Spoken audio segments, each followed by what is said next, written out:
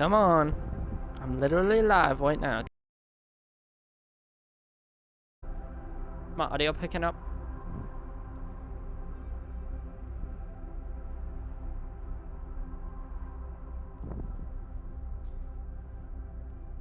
There we go.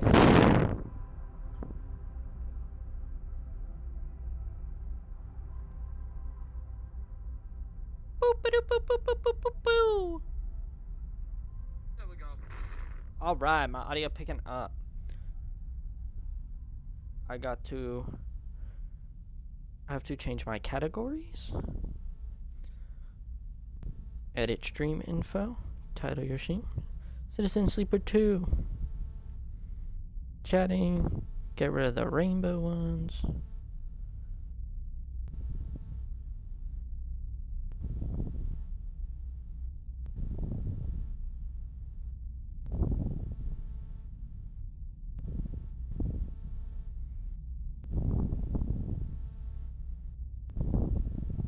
Alright. I love the first game of this, so. What the hell?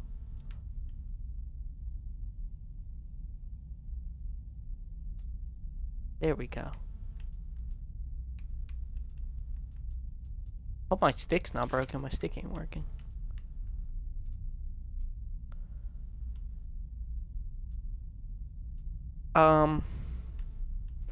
I won't do the permanent death yet. What did I pick?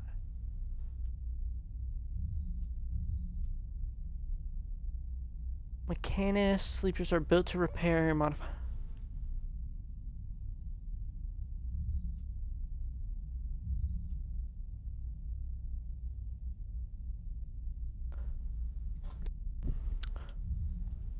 Who should I go with?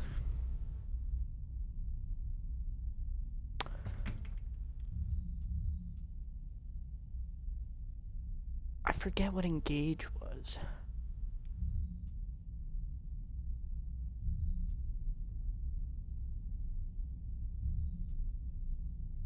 Was I just an operator? Nah, because there's no way I didn't have any indoor last time. Pretty sure these are all the same things.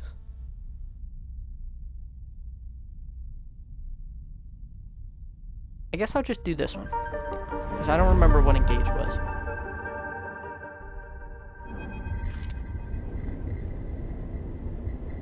In the moment before waking, the dark space before conscious thought, you struggle to find the pieces of yourself. Usually these pieces come with a particular cadence. God, I'm autistic, I can't read. Each appearing sequentially, like the boot process of an old terminal. First your body, artificial, compromised, but relaying sense data all the same. Then its context. The breeze of air filtration, the soft contact of your birth in 0G. Then emotion, coming into focus, coming into your body, bringing with it that first instinct, the one that has framed your past 100 cycles, fear. That familiar sequence does not arrive. Instead, you are unmoored in space, your body distant, your context silent, even your emotions somehow obscured and scattered among all that disarray. Only one familiar thing arrives, the fear. It is a scrambled, panicked fear. The drowning fear, the falling fear, the fear that makes you reach desperately for any stable point. It is the fear that tells you something is wrong. Something is very wrong with you. Word. Wake up, sleeper. Snake! Snake! Snake! The voice is whispered in your ear, an act that makes you suddenly aware of your head, pulsing in pain, your body with rigid tension. Sleeper, a familiar name, a mind copied, emulated, a body built, implanted, one person sleeping until their debt is worked away, their double being made to work, to be consumed, and eventually to be destroyed, a proxy, an emulation, a sleeper. That is what you are. But you escaped. You remember that now. Broke free of your corporate creators. I can't even read that word because it's cut in half. In search of a future, you cannot remember the details of your escape, but you know the fear has been with you ever since. All of a sudden you remember you have eyes, and your eyes flicker open. Pale eyes, and a pale face. Lane. The name comes with its own specific sensation of fear. When you recoil from instinctively, sorry to interrupt, a sharp smirk. But this is the end. Search your mind for more than a name. This is how you reward me for my generosity. Lane is leaning over your horizontal floating body, looking down into your eyes. I took you in, protected you, gave you a purpose. You try to look away to the corners of your vision, to find something you understand. Your body does not respond. But I suppose that wasn't enough. He reaches into the pockets of his jacket and retrieves a small vial. This wasn't enough. The vial glitters, this object you know and have known for a long time. Stabilizer, the drug that keeps your artificial body, your emulated mind, from inevitable decay. The only balm for your planned obsolescence. The liquid rolling in the vial fills you with disgust. Lane pockets the vial. But it would be wasted on you now. After what you've done to this body of yours, he looks at you with a palpable disgust. Lane's eyes scan your body, and as they do, you become aware of the wires and tubes attached to you, those that were meant to free you from your dependence, from the stabilizer and the control that grants Lane. They are free, you piece of shit. They don't need you anymore. The voice comes from somewhere behind Lane's head. It is a voice you know, but when you search your mind to try to understand why, you find only dizzying darkness. Shut him up. Lane barks the command, and you hear the sounds of impact, of pain from elsewhere in the room. You try to move your limbs again, and this time you feel a flicker, twitch of a finger. You feel the extension and comprehension of synthetic muscle. Free, are you? Lane smirks. You were free when I disabled your tracker, when I gave you the stabilizer you needed. He scans your body with angry eyes. Now you aren't free. You are just broken. I had such big plans for you, Sleeper. I invested in you. Lane grips your arm hard, and you feel a jolt of reaction. You will the arm to move, but you've ruined all that. Lane speaks louder, over the sound of the struggling behind him. I would try to preserve your body, of course. I have my own uses for it, but your emulation... Feel one of his hands searching behind your head. He finds and grips the thick cable running into the port at the base of your skull. I will burn that out. Lane jerks forward, slamming across your body, then spinning away out of sight. You feel yourself rolling, the cables plugged into you looping and wrapping around your limbs. Then you feel hands steadying you, pulling cables. You glance around wildly and see someone diligently unplugging you. You meet his eyes. Hey! He waves a hand in your dazed face. We need to move. Lane won't be out long. He unloops the cable from around your wrist. Sleeper, help me out here. You blink slowly. Do you know this person? He leans over you, and you feel his hand on the connector, flicking switches, releasing locks. Come on, come on, come on. He tugs the connector clear and pulls you up. He tugs the connector clear and pulls you up. You see the room you are in for the first time, filled with tech and terminals, wires waving everywhere, all lit by big windows looking out on an impossibly bright, screen-filled street beyond. In the corner you see the dark shape of a floating body surrounded by a glittering constellation of crimson babbles. Is that blood? Move! You're wrestled and shoved towards the door, which slides open in front of you, and then you are out in all that brightness, all that movement, gliding hard towards some unknown destination. You come to a stop in a dark alley, the one who guided you here pausing to catch his breath. He doubles over beside a massive life support unit that sends a lukewarm breeze across your skin. You stare at him, trying to recall anything about him. You notice his tattered jacket, his lightweight clothes. Remember the station runs hot. Something about the power that flows through the place. He looks up and meets your eye. What's going on, Sleeper? He wipes sweat from his forehead and floats away in a swarm of spheres. Talk to me.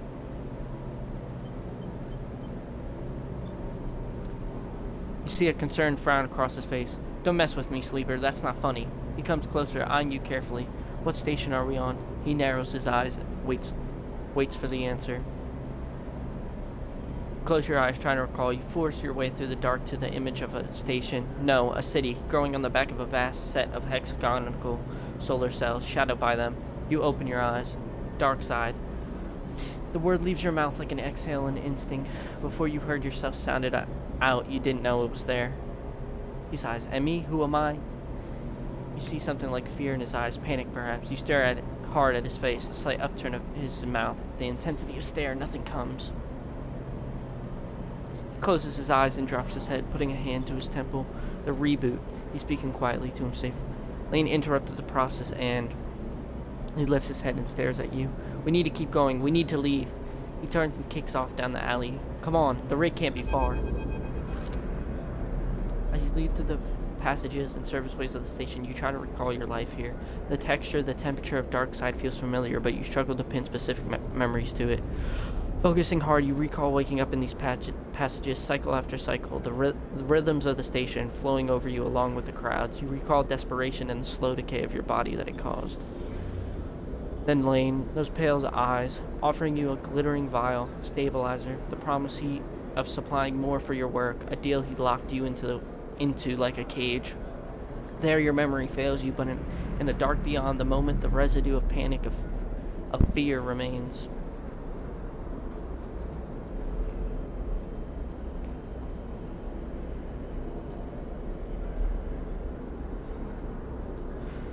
You were Lane's prisoner, Lane's plaything. You shudder in the cold passage. Give me 1 second, guys. Just trying to open my stream. Alright, I have chat open. Wait. Your guide holds up a hand. And you stop your glide using the wall. Ahead you see the tunnel opens up into a wide open bay with a few doors leading to cylindrical tunnels to the docks. They're watching the rig. He nods towards the docks and you see one of the doors has a couple of figures flanking it. One covered in ornate tattoos, the other with bright silver implants along their cheekbones. Utsuba. Lane's guys. He looks at you and shakes his head in frustration. All this, it's not coming back to you, is it? Something catches your eye, and you see he's playing with a coin, nervously turning it over and over in his fingers. He sees you looking, and it slips away. He places a hand on his chest. I'm Seraphin, alright? He looks pain when he speaks. Lane, he was our captor, both of us. We did this so we could escape. We needed to reboot you to break your dependence on stabilizer. He pauses. You know what that is, right? You nod meekly. But Lane interrupted me back there, and the reboot didn't complete, and he sighs and shakes his head. We can still make this work. He looks back at the docks. I'll lead them away. You get the rig. You get the docking bridge open. If we make it to the rig, I know how to get us in. Got that? He searches your face for a sign of recognition. I've got it. Get that door open. He pats you on the shoulder. I know you know you can do this. Seraphin kicks off hard and glides into the docks. Over here, shitheads, he bellows to the guards as he barrels through. They immediately push off from the wall, giving chase. During scenes, you may encounter skill checks. Yep, I remember. You wait a breath and glide across to the door they were guarding. You look already panicked at the tightly sealed door. Its control panel locked you out. You hear a shout from somewhere nearby. You need to get it open. Break the seal. You shift to the central access panel and wrench it open. You scan over the mechanism looking for a weakness. Somewhere nearby you hear more shouting. You reach in and grab the main latch, straining as you bend it outward. The seal releases and you drag the door halfway open. It screeches in its metal frame as you pull. Go, go! Seraphin flies past you through the doorway into the docking tunnel. You turn to see the two guards approaching, fast, across the docks, and quickly glide after Seraphin. Seraphin is already at the rig's door, inputting an entry code. The rig's door scissors open, and you both rush inside. Quickly! Seraphin grabs you by the arm and drags you up to the cockpit, the ship's layout hazy in your mind. He dumps you in a flight seat and straps himself into his own. You see him tap a series of buttons as he does, talking to himself. Come on. The rig's drive rumbles into life, and Seraphin slams a button on the console. You feel the force of the ship's acceleration as it pulls away.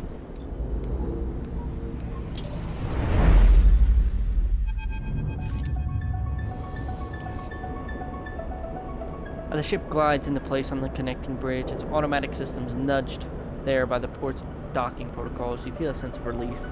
Seraphin burned hard out of Darkside, and you dropped in and out of conscious in your seat as the rig made its way across the boat. But now, with open space between you and Lane, you feel fresher, more awake.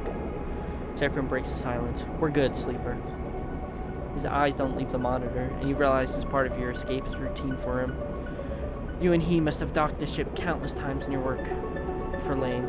The problem is, you don't remember any of them. We made it, he whispers, closing his eyes and letting out a sigh. Certainly did. He turns and you see a pained look on his face as if remembering something difficult. Have you said this exact same thing to him before in the same situation? Are you okay? He looks at you, chewing one side of his lip, searching your face. Not really, he puffs. Seraphim reaches up, flicking through a set of switches in a practiced fashion, completing the shutdown. You watch, a little frustrated with your own uselessness. Running the rig, you realize it's just another thing you've forgotten. A clunk that runs down through the walls of the ship is followed by a short percussive alarm tone from the pilot's console. Docking complete. Seraphim kicks off from his seat, twisting as he glides past you towards the back of the cockpit. His hands find the rails on either side of the door and he pauses, facing into the corridor beyond. He turns back to you, backlit in cold cyan. We need a plan. Glances around. Lane's not going to let us slip away quietly, he sighs. We hide here. Seraphim glances around. I hope you don't mean on the rig. He smiles a little. His teasing, still a little unsure. Smile fades. Maybe, but on the approach, Hexport looked like a pretty small place to disappear into. We've bought ourselves some time. He glances through the cockpit window at the blinking lights of the station.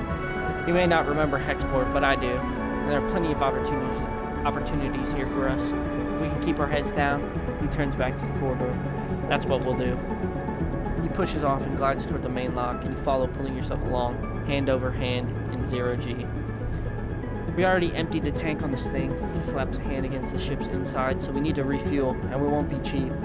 But if you and I know one thing, Sleeper, it's how to work. I'm gonna get myself reacquainted, see if I can turn up any old connections, people that might throw us an easy contract. You, then turn around, keep out of trouble. I can handle myself. Look, Sleeper, you aren't yourself, he sighs. Stopping the reboot halfway through, he pulls a worn crew jacket from a locker and starts pulling on it.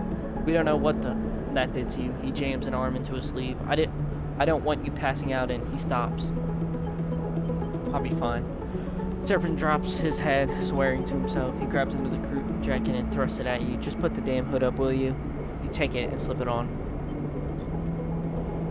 Seraphim stabs at the button to open the lock. The inner door hisses open and Seraphim glides through. Wait for a little bit, then leave. Anyone looking for us will be looking for two people traveling together.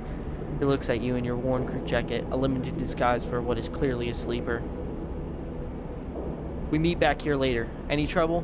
Same thing, meet here. He surveys your disguise again and shakes his head. This is a shitty idea. He gives you one last look. Maybe find yourself something to eat. Suddenly you recognize Seraphim's instinct to look after you. A flash of a relationship now lost to the reboot. Catch. Seraphim throws a handful of something towards you. You manage to grab the projectiles, and when you open your hand, you see a stack of cryo chits. Those should get you some food. We'll need some more for fuel and supplies, he grimaces.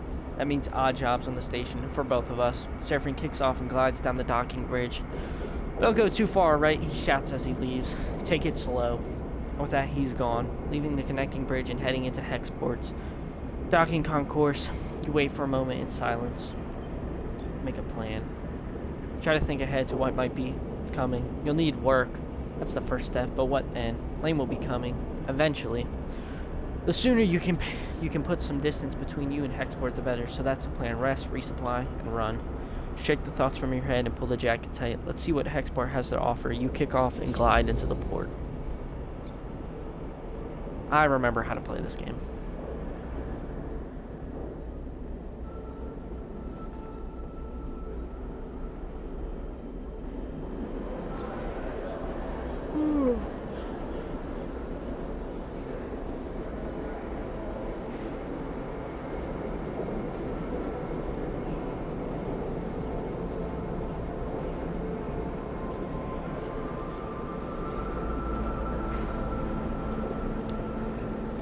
God damn it.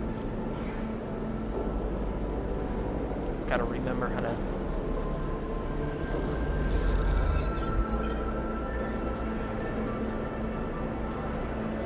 Just progress the clock. Clock's right. Yeah.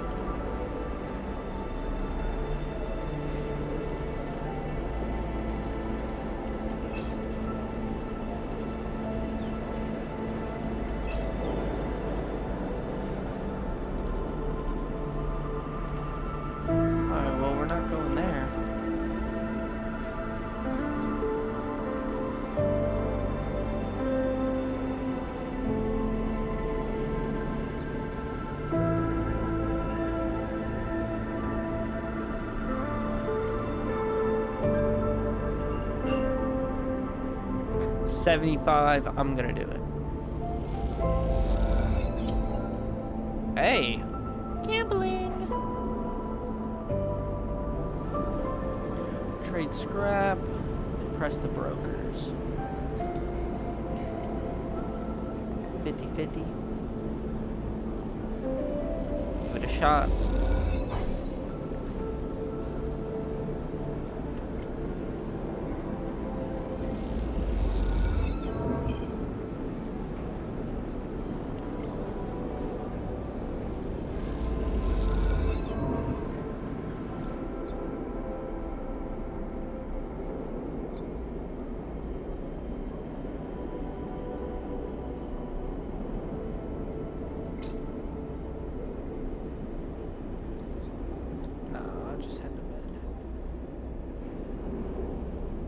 Try to get as much done as I can. Oh wait, how do I restart the cycle?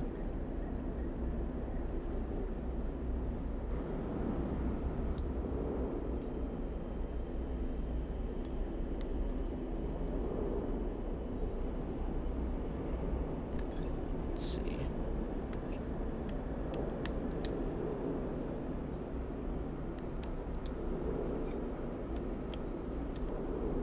Oh wait, there's something new. The expert trade hall.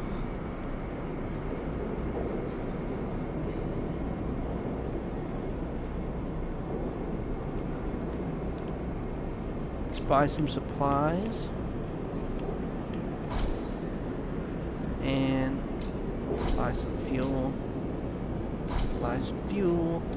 I'll save that 8.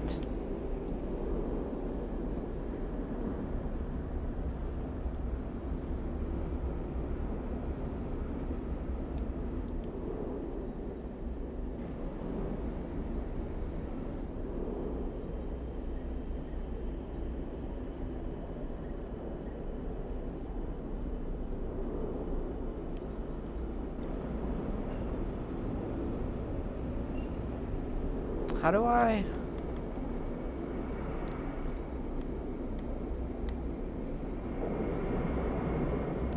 Man, maybe I really should have read that tutorial. Because normally you go home. Oh, wait, there it is. End the cycle.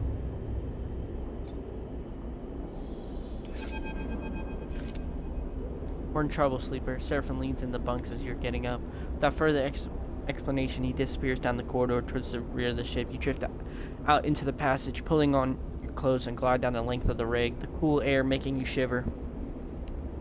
Seraphim is a silhouette, silently leading the way. He stops at the far end, diverting through a side door, shooting you a glance as he does. You find Seraphim inside, holding one of a tangle of arm-thick tubes that are waving in the zero-G engine room.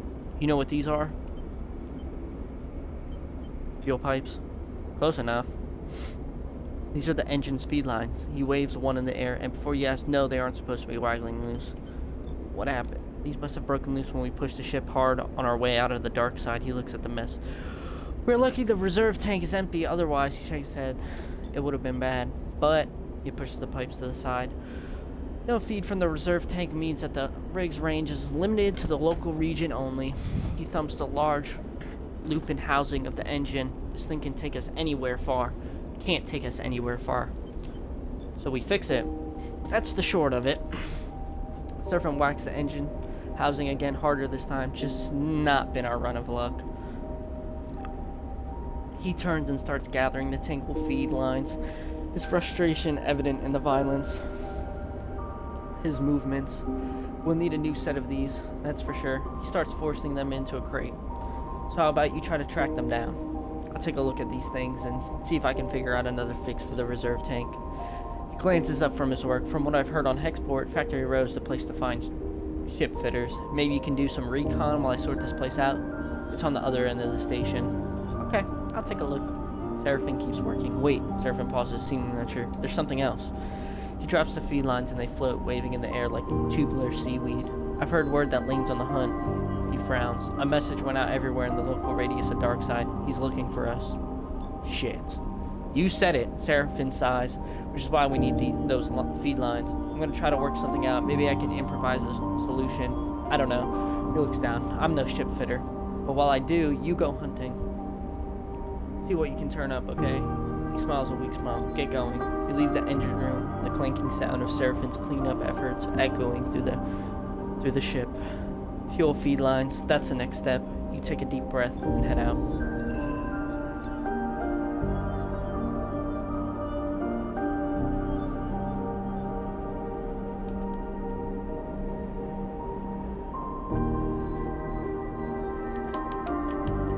It's like it's not selecting.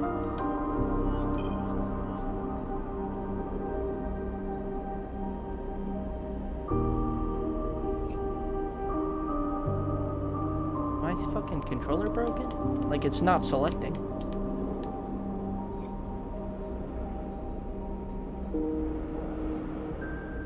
There's Factory Row, but I don't want to do that yet.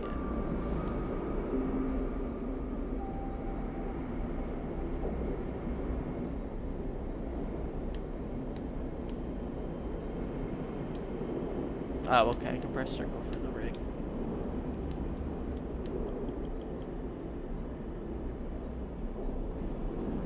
Need to make some food.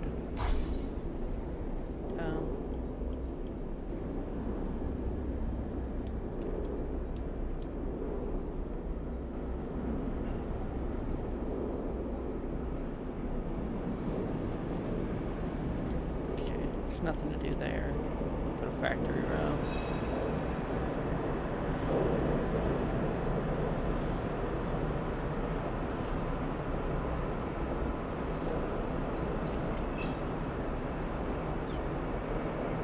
Ah, I see. The indoor.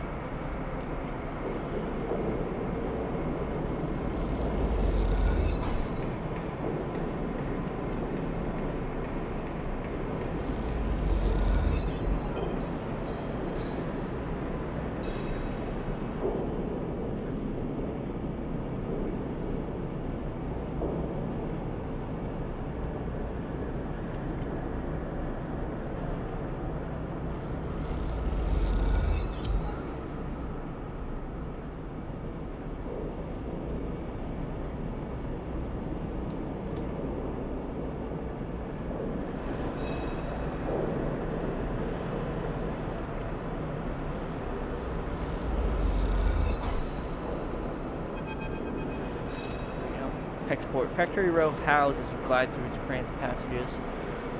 Whatever its many bays and rooms once were, they now serve as containers for industry of every kind. Whirring manufactories precisely engineer components with rapid shifting arms, while scrappers hammer incessantly at bent ship plates. Everywhere you look, there's energy and activity. And for good reason. Hexport itself is built on the derelict fragments of solar reflector, and even the small amounts of energy generated by its remaining mirrors is enough to power a city of machines. It is familiar to you, of course, in a strange, far off way because of dark side. That place and your memories of it are a muddy haze, but it is hard to forget the glint of its hexagonal reflectors, 10 or 20 times more in number than Hexport's. And that wild, flickering city growing on their back like a tumor. In comparison, Hexport feels provincial. But deep in Factory Row, you could almost be back at Dark Side. And then you see them tubes just like those Seraphim had waved in your face, the feed lines. Push over the display window of the unit marked Karsten Supply in block capitals cut from hull plate. There's amongst an angeled shelf of oversized ship components sit the feed lines, like some large biomechanical tangle of snakes. You slip inside, where the sound of the factory's row is a little screened. I spot a large figure working at a bench, hunched over, concentrating. It seems he doesn't notice you enter. Karsten. You let him work, watching as, despite his heavy build, he delicately aligns the components, their layers slotting like puzzle pieces. After a few moments of observing the process, he turns his head a little towards you. Can I help you? His accent is heavy, but unknown to you.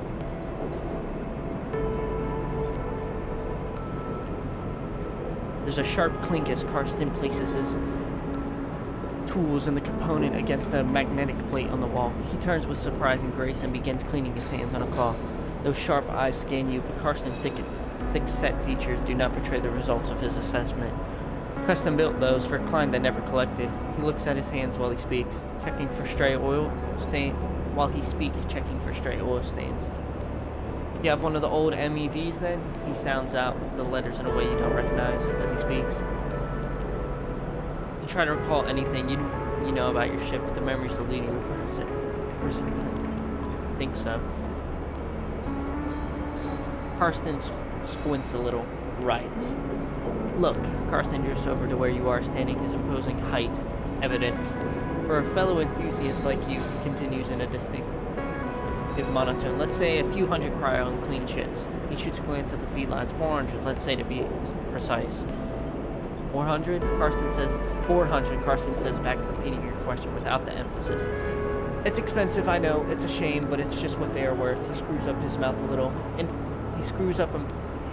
little into something that might be a smile. However, I'm more of a bartering type myself.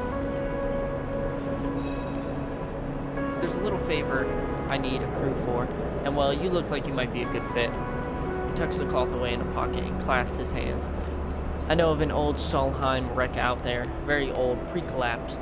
It's tucked away in a dead zone, so no one ever really cut it. He shrugs. Not only that, but Solheim derelicts have a habit of triggering nasty security protocols when approached by an unfamiliar ship, so it's been left well alone. But a salvager like you with an old Solheim rig, I bet it wouldn't even flinch if it saw you coming. He smiles. I have a special interest and need for that old tech. All those Solheim ships had a data core, and while I don't care about the accounting reports or material ledgers or whatever they kept on the damn thing, I do care about the hardware. So if I was to find you back here with that data core in your cargo hold, clean cut and complete with that, then I could see my way to do a straight barter for those feed lines. Karsten pauses, sniffs at the air again. You just need the coordinates? Let's do it. Alright then. He holds out a heavy hand for you to shake, and as you automatically reach out, he grabs your forearm instead. Karsten pulls you closer, squeezing your arm. Let's keep this one between us, alright? He half smiles, his face huge and close. It's our deal. Before you can respond, he thumbs a little drive into your palm. Those coordinates? And then he lets go of your arm with what you swear is a wink. You take a moment to gather yourself, and by the time you do, a whirring fills the air, Karsten having returned to his workbench. You turn and glide out of Karsten's supply with a growing mix of anxiety and excitement in the pit of your stomach, in the cacophony of factory road in your ears. Cacophony. Cacophony. Cacophony? Cacophony. It might be cacophony.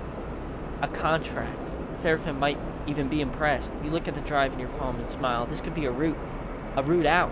You think of leaving this place behind in possession of an improved ship, too. Suddenly, a small but firm hand falls on your back, and an equally small voice coming with it. Hey, wait up! Junie. You turn in the passage to see a young woman, her hair waving from the rapid glide. She clearly just came out of to catch you. She steadies herself using your shoulder. Sorry, she smiles, a quick and flat smile. Wanted to catch you. I'm Junie. Her dark eyes flick around nervously. You notice a portable terminal she carries. Something data scribers call a deck, and her backpack full of components and trailing wires. What's up? Karsten. She starts, still catching her breath. He sent me to grab you. She smiles, that flat smile again. Wants me to come with you on that job. Her eyes shoot down to the drive in the palm of your hand. She smiles again. Why didn't he tell me? She glances back towards Karsten. I guess he forgot. He does that sometimes. She looks sheepishly at you. He just grabbed me after you two were done talking, so... Karsten's always sending me on things like this. I guess he wants me to help you out, keep an eye on things. She pauses. I can be pretty helpful. So, he looks around the house. Says, should I meet you at your ship and you can tell me when you're ready to go? Sounds good. Okay, great. Her eyes light up. She knows she still has her hand on your shoulder and takes it off. Junie pushes off and waves, looking forward to working with you. She calls back as an afterthought. Let her go. You watch her disappear down the passage. Things are getting complicated already, but at least you have a contract and a way to get to the feed lines. Junie clearly works with data based on the gear she was lugging around, which might make her useful when it comes to pulling out a data core. The question is, what does she get out of it, and why didn't Kirsten mention her shooter? You consider your options as you head back towards the rig. I don't know about this, Sleeper. Seven looks nervously out of the rig's windows. As you finish explaining Karsten's deal, as well as Junie's offer to help. This job is easy. Karsten would have done it himself already. That means there's a catch. He frowns at the stars, and there's definitely something going on with this Junie girl. He shakes his head. I think it's a lucky break. Seraphin gives you a look. No such thing, he sighs. This is the belt. That means someone's getting dicked over in all this. We just have to make sure it isn't us. What if, Seraphin narrows his eyes, we could get the cryo together to buy the felines? Why? Karsten wants to barter. You're right, Seraphin sighs. I just can't shake the feeling that we're wandering in blind. Plus, Seraphin gives you a sly look. I did manage to turn something up in my station wandering. I found a contract board at the exchange further in station. He gestures towards Hector. We take on a job that might get us some of the way towards buying those felines. Plus, even if we do want to take Karsten's jobs, a bit of money to get ourselves prepared wouldn't be a bad idea. Fill up on fuel, supplies, be ready for whatever comes. Probably not, but without cryo for fuel and supplies, we aren't going anywhere. Seraphin's eyes. Just take a look at the contract board, see what you think. While you're at it, if you might want to see if you can scare up some freelance crew too. Seraphin shows many hands make the light work and all that. Or we stop messing around, we take Karsten's job now and get it done before he can move away. Seraphin yawns. Seems like a whole set of bad options to me. Either way, I've still got work to do. On the drive, Seraphin nods in farewell, heading back to the engine room. Let me know what you decide. For a moment, you pause, letting the haze of the plans and ideas settle in your mind. Suddenly, you curl up, pain shooting along your spine. You grit your teeth, your muscles lock tight. Your vision narrows as you squeeze your eyes shut. You feel a shift as if some connection is broken. It's almost impossible to describe, like you're floating away from your body, dispersing, dissolving. There's nothing familiar in the pain, nothing to hold on to. You grit your teeth. And then another shift comes, and you are back in your body, trembling against the metal wall of the passage. The pain slowly fades, becoming a pulsing throb. And then a residual flicker. You flex in 0G, stretching out the tension. There's a strange sensation of distance that persists beyond the pain, a disconnection between your body and yourself. A flickering numbness that refuses to recede. You wonder if the reboot has done something to your body, or if this is some new sensation you'll have to live with indefinitely. It strikes you that you know so little about the body that houses you. Could be moments away from collapse, or it might preserve for countless cycles like this. Try to shake off the feeling, pushing your hands against each other until they feel like they're yours again. Time is the only thing you need, and right now it feels like it's running out fast.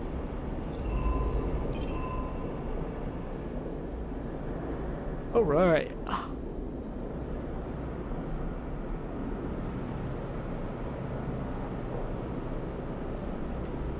Don't know if I want to do that. Don't have any scrap.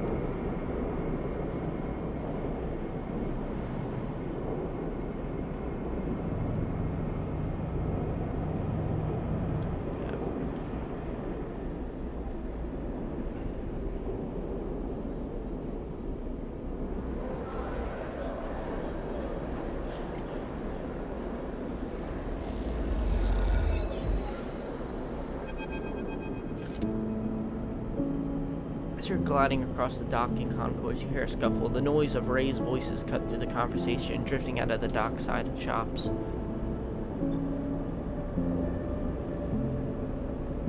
Glancing down an alley, you see a huddle of figures shouting back and forth. You spot one man in the middle of the group, surrounded, pushing the others back as they grab the bag slung over his shoulder.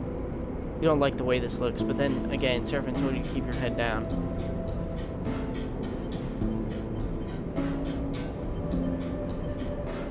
Cause a distraction. You look around for something that could break up the fight, and see the thick cooling pipes running down the alley wall. You quickly try to understand the system and choose a valve to start spinning it. As you do, the system begins to vent in sequence down. Oh wait, the system begins to vent in sequence down the alley. Violent jets approaching the group. There's a scramble in the alley and you spot the figure who's being attacked drop down to the alley floor. Then the scene is blanketed in a pale coolant and everything goes still. The clouds settle and the condense on the pipes. As they do, you see a clear alley. The assailants having fled, with one figure gliding towards you. Emmy, that dude looks familiar. I suppose you think this was clever. The man gives you a severe look.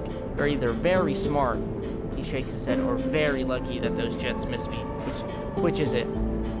I was hoping. The man laughs. Well, he shakes his head. Thanks, I guess. He kicks off and drifts past you. You watch the man go, and then after a moment he stops and turns back.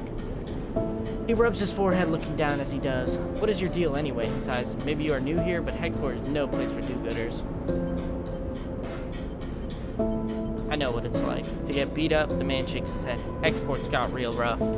Look, let's not hang around, alright? The man pats his chest. I'm Femi.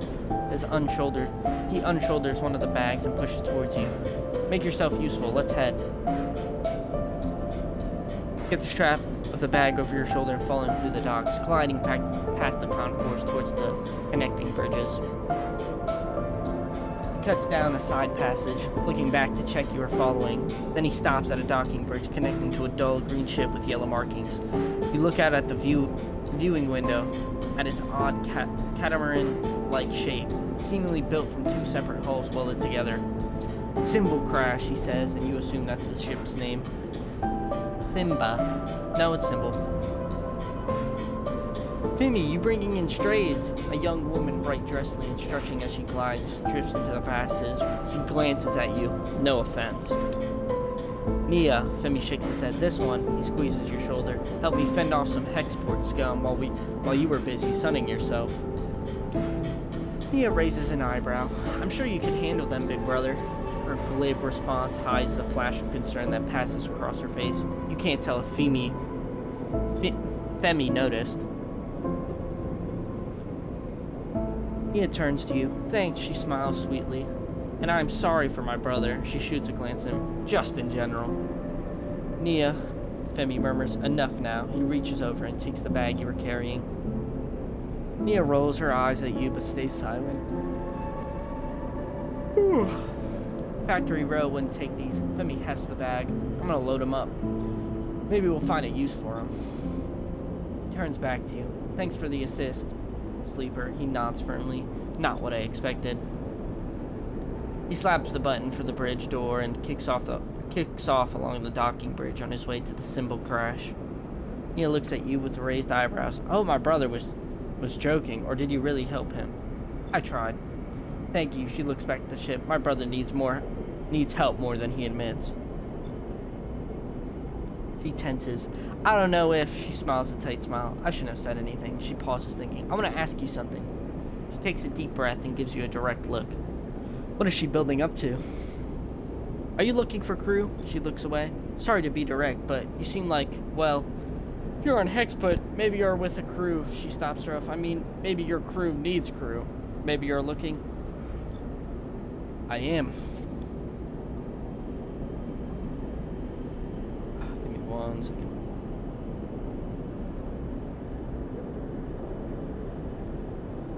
I want to get into my stream.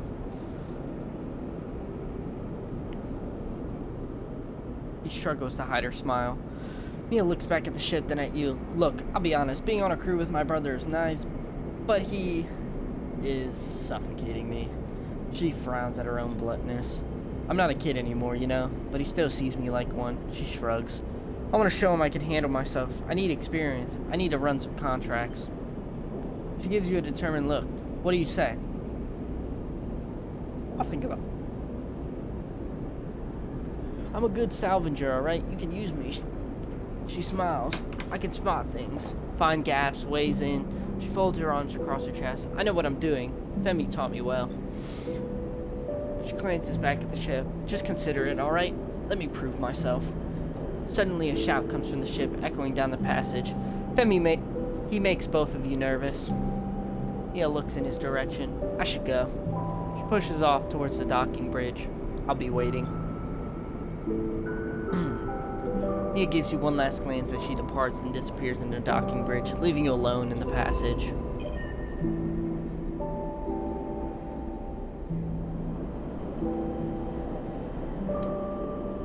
Alright, nice.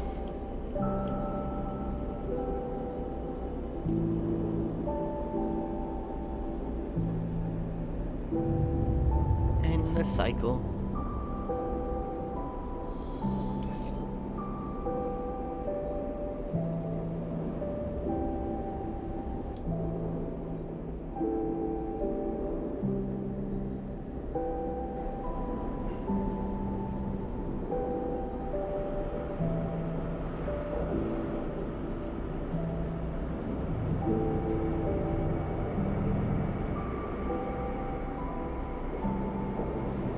Oh wait, I think it's right here. Oh no.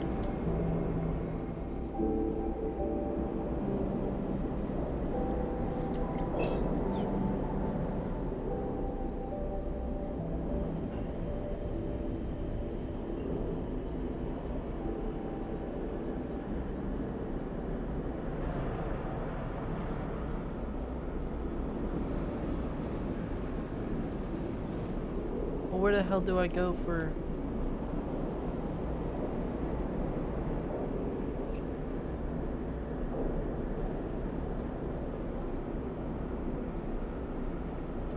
Oh, I guess I have to get a contract.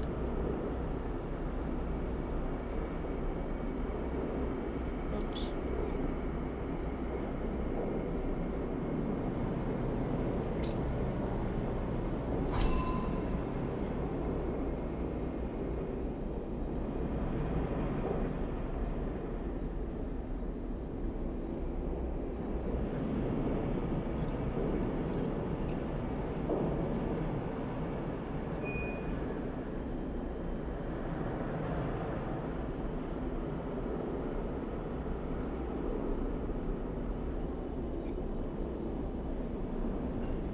Where the fuck is this contract?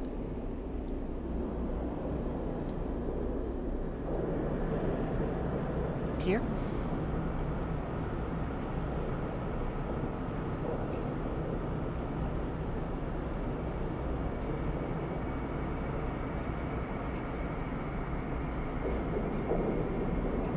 Oh, get fuel and supplies.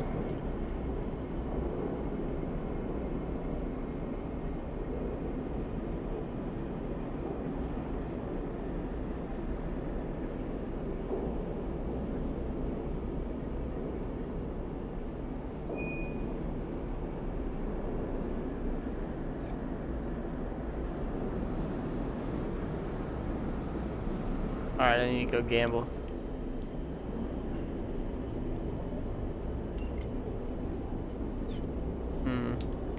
Is there anything else I can do? Some fucking money.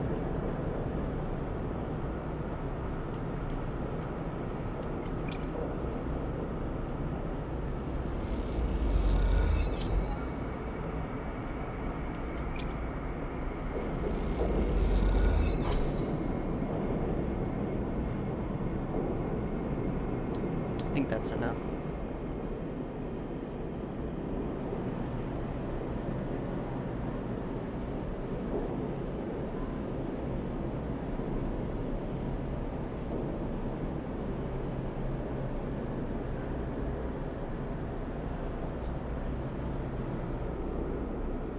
Wait, no.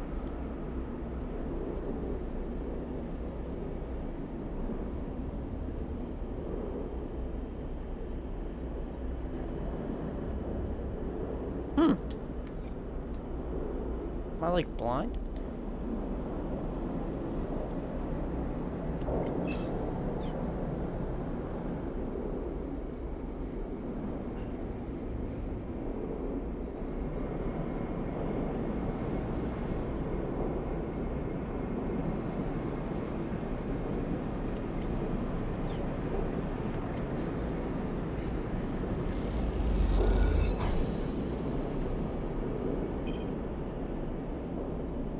There we go. Oh no, just eat at the canteen.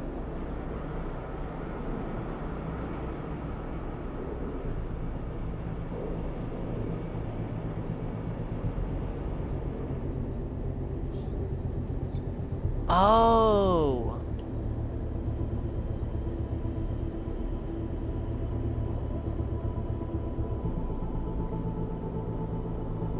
They have a map now.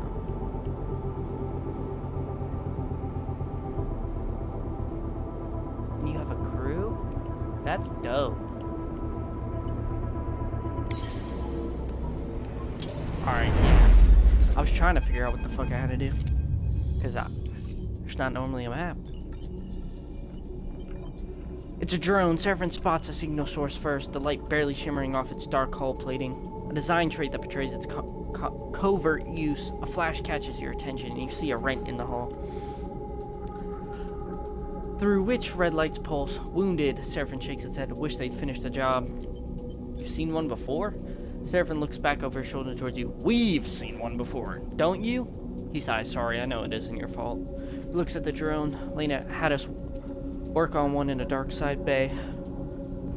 Though it was barely a shell, disarmed and deactivated, he had us searching through its guts for salvage. Even that one gave me the creeps, and it had its core ripped out. He pushes the ship closer. This one is still alive. Conway, Nia kisses her teeth. Corporate scum. Glance over at her and see the fire in her bright eyes. They don't even dare to come here and force us out themselves. It's all proxies and drones. She shakes her head. Typical core-bred cowards. Run into them before? She glances at you. You might say that. She looks out at the drone. You won't see me taking my eyes off that thing for a second. Seraphim casually guides the ship closer. You watch the drone. The system is full of these things now, running missions for their operators. Rare to see one out in the belt, though maybe got hit during a run-in with Senate stat mercs. It looks like it's drifting. Most of the system's blown out, but look there. He jabs a finger towards a red light on the far side of the drone. It's still broadcasting, and maybe even receiving? How do we shut it off? Seraphim brings you ever closer. What I remember from Dark Side job is that the central core and the broadcast array need to be shut off to kill these things. Core will turn off local systems, and the broadcast array will sever the link with the Conway operator. Seraphim swallows, but you can bet those systems are protected. Let Seraph explain. Your attention is suddenly drawn by a shudder from the drone, like a tremor running along its length. This thing is rigged to blow, Sleeper. He frowns. We go slow and careful. We don't touch anything we don't know about. He turns back to Nia. You hear that? I got you. She looks sincere. Seraphim brings the rig to a stop, close enough for you to cross through open space to reach the drone's hull. Let's suit up. You head down to the airlock to prepare as you get suited up. Think of the corporate war taking place in the inner systems, the war that this drone was driven from. Out here on the shore of the conflict, the biggest danger is that this is float SAM and jet SAM drifting in with the tides and orbits of the system might. One cycle bring the war with it.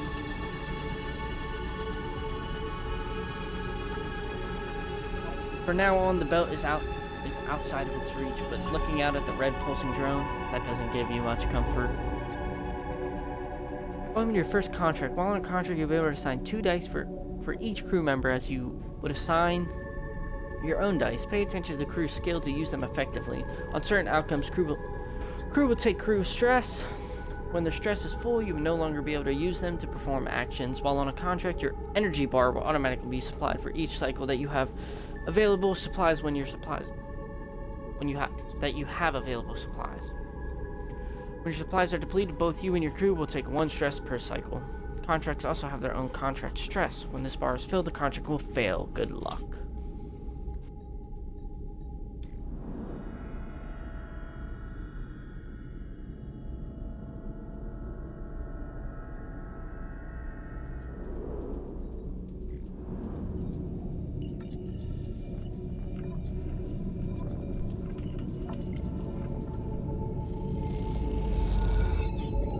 I should have did this one.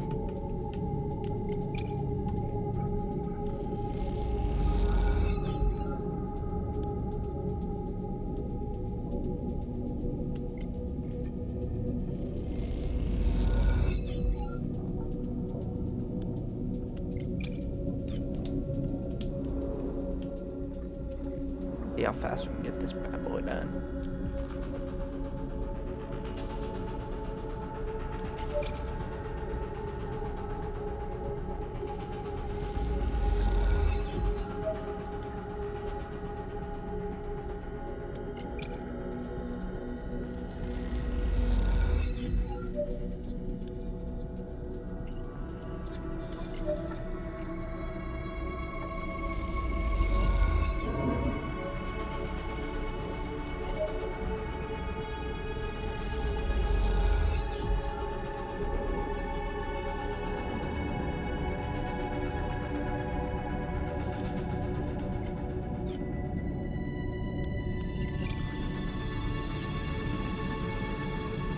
I don't want to take that chance.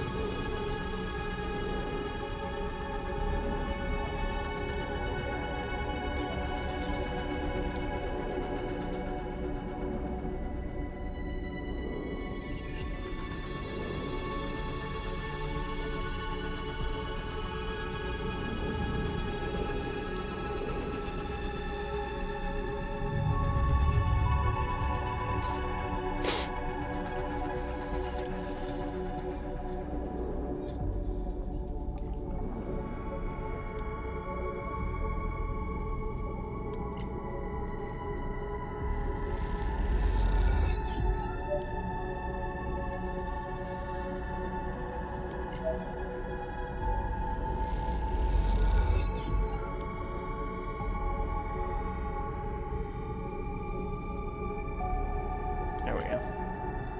Being in pain. There we go. You hear the bleeping immediately. Among the chambers and the cabling of the drone's interior, something has started counting down. Guys! Nea's voice comes hissing through the suit's comm channel. Does anyone else hear that? Because I'm getting nervous. Shit. Seraphin's voice joins her. This is what I was worried about. Are we screwed? I can't be sure. Seraphin has dropped his voice to a whisper. As if that might make a difference. Either this thing is about to send out a distress call or it's about to blow. We've got to shut down the system fast, he paused. Then we move on to the other side, because I bet you there's a surprise waiting for us there, too. We good? Nia sounds tense. Am I heading back to the ship or what? Seraphin cuts in. We're good. We keep going. He shuts off the channel. You take a moment in the silence. Alright, time to deal with this fast, then get over to the other side before something happens.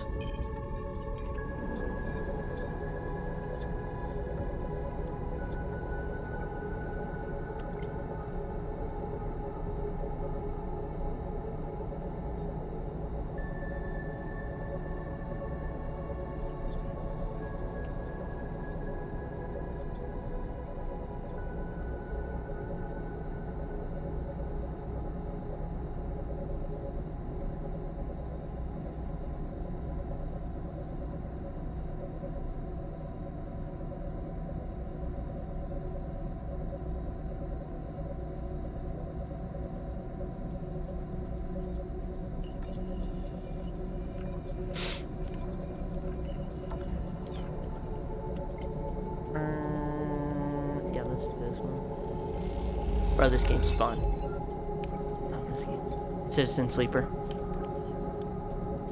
No, this is the second game. I played the first one, didn't know what it was. Loved it.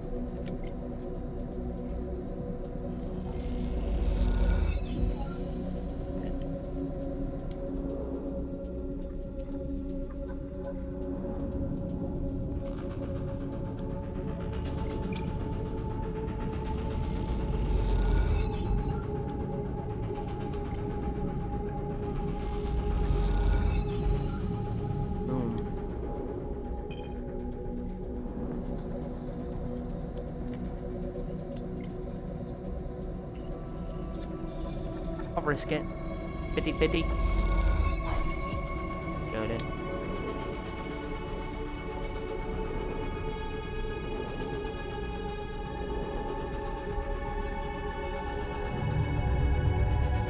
Come on, baby.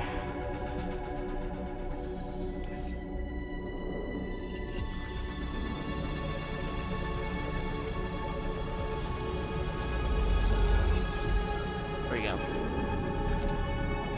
The thrumming, pulsing interior of the drone goes still for the first time since you boarded it. You look across at Seraphin and Nia and you share a smile. You all exhale so loudly it can be heard over the suit's shared comm channel. The drone is dead. One less piece of Conway shit to worry about. Nia grins. We killed it! Don't get too excited, Seraphin cuts in. It was looking pretty rough when we got here. You make your way back out to the hull, the drone now faintly rolling in one direction, its stabilizers off. It catches up with you as you glide towards the rig. We make a pretty good crew, Sleeper.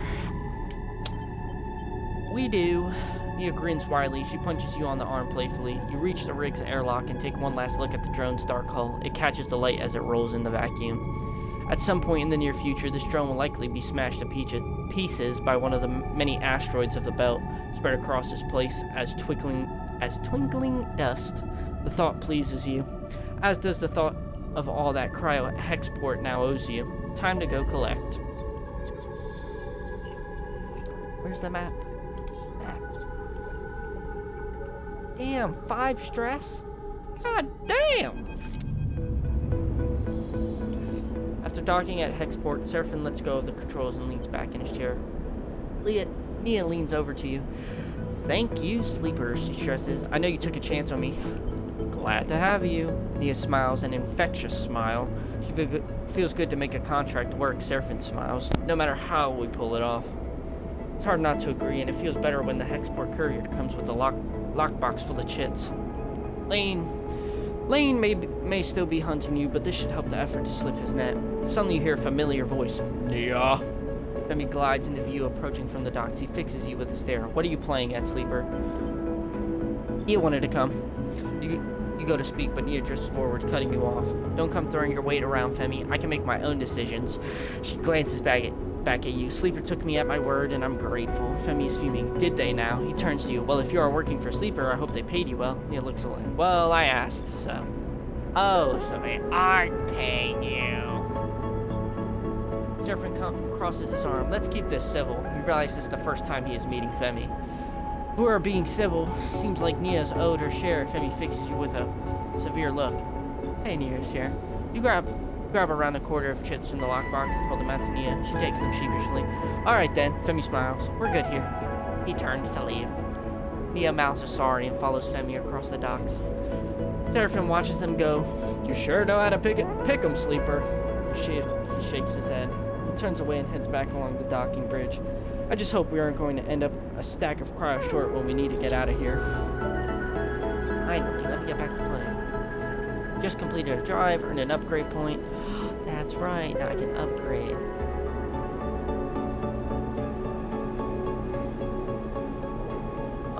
They have dice upgrades now.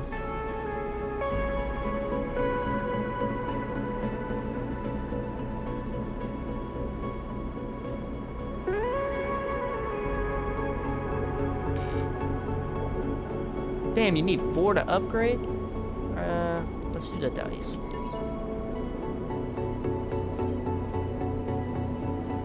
Let's see. I need to. Oh no. Already got the chits.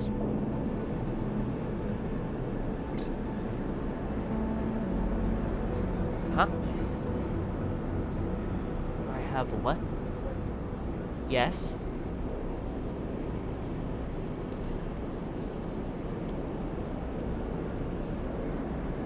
Why is this game doing this?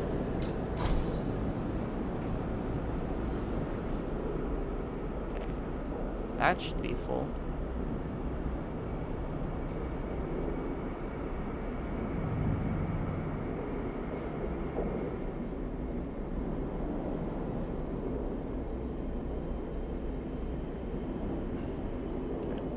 Now all there is to do is go do this.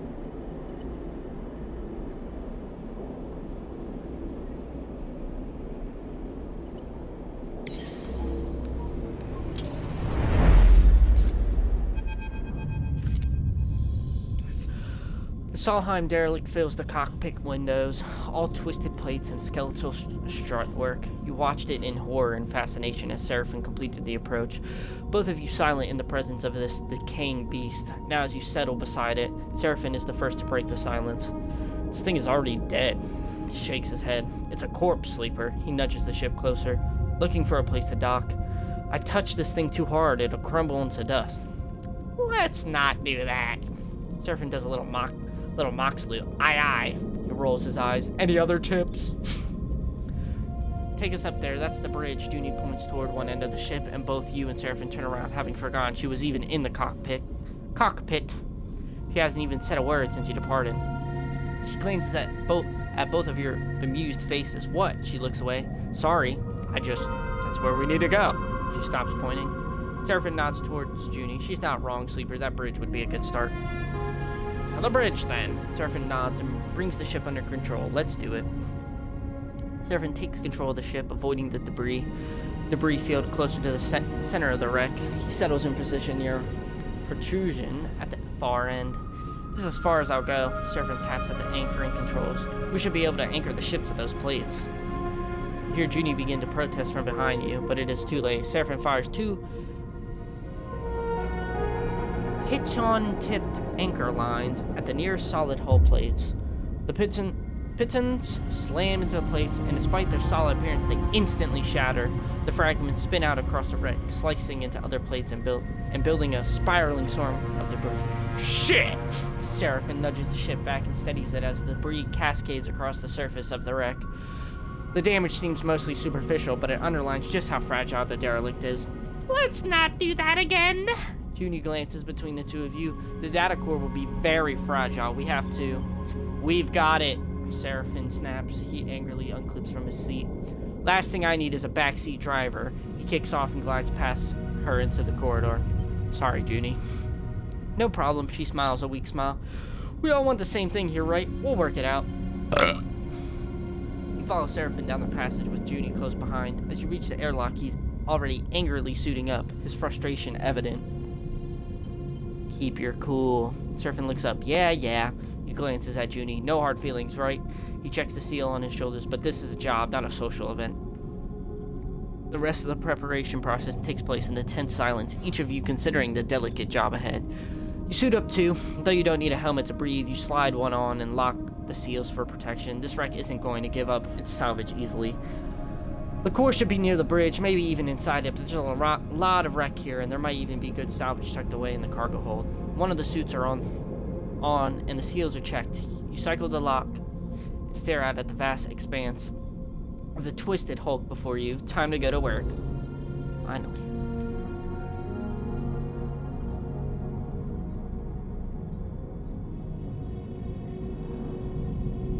How about I get in here?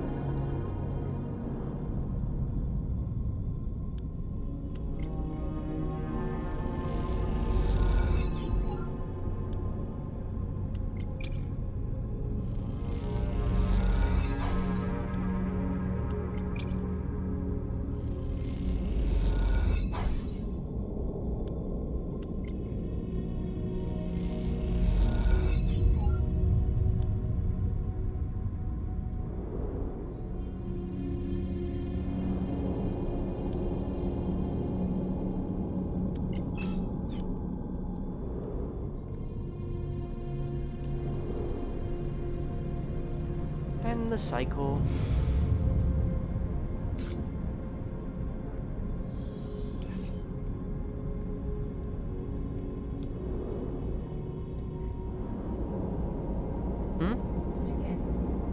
No, you should share my live stream.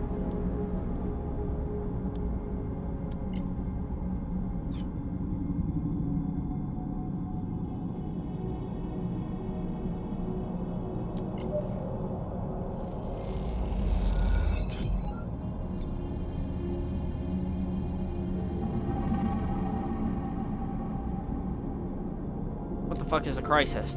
What happened? A hull breach? What a fucking...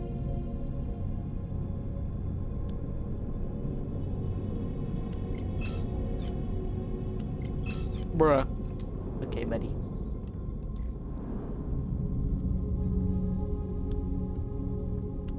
Well, let's get this done.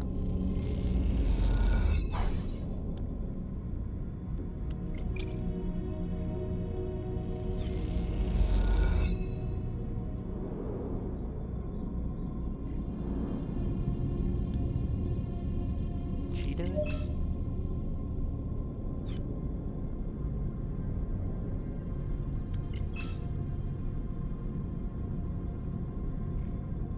I'm fucking trying.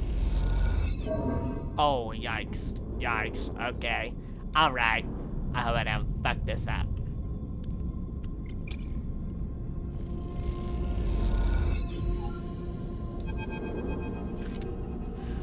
The bridge of the derelict lies silent, the pale beams of your suit lamps catching rows of terminals and clouds of glittering dust.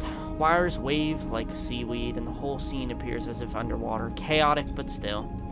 Junie glides past you, disturbing the dust and taking you by surprise as she does. She has been a stoic presence so far, but in this moment she seems drawn forward by some force of curiosity. You watch as she bats away debris and begins checking terminals. Let her work. She's already prying an access panel off one of the more intact looking terminals, and as she does, puffs of rust color the vacuum around her red. As you shout for her to stop, Junie turns her head. Even behind the visor of her helmet, you can see it. Perhaps irritation. Sorry, she looks between you and the console. This is what we are here for, isn't it? She runs her fingers on. Scavenging? Of course. Okay then, she turns back to the terminal and finishes prying off the plate, then quickly she reaches inside, fishing around for something.